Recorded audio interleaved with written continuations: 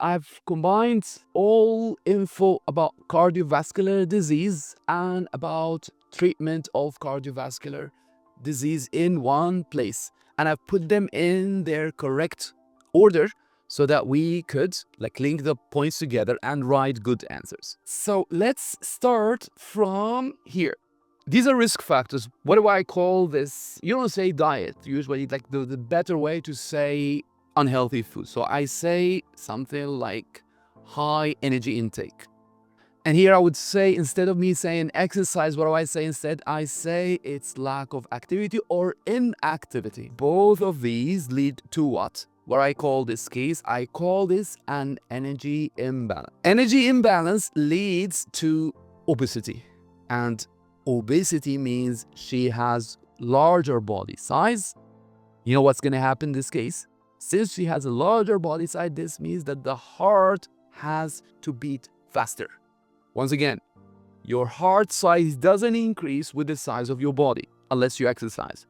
So in this case, the heart has to beat more frequently, trying to compensate for her larger size compared to the smaller cardiac muscle. Still about energy imbalance leads to high LDL to HDL. So you see someone who's overweight, someone who's obese, someone who has those two kinds of lifestyle, they're more likely to have this ratio.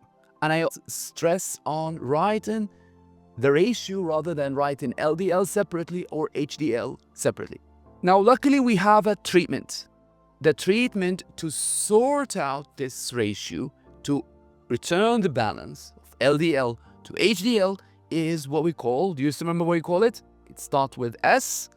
S here stands for statins. Statins are good, but they tend to have some side effects. The main side effects is liver kidney failure plus muscle cramps.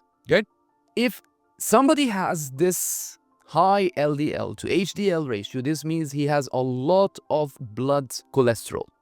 Where will this blood cholesterol end up being? It is likely to form a plaque.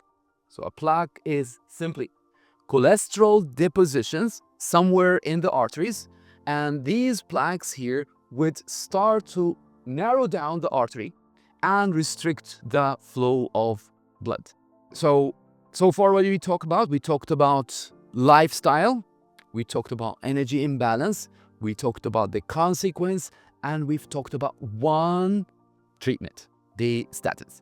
I would like also to talk about another risk factor. It's stress. Stress is a silent killer. Why does stress cause somebody to die early? It increases the heart rate. But how does stress increases someone's heart rate? Simply, when you're stressed, you will release more of adrenaline.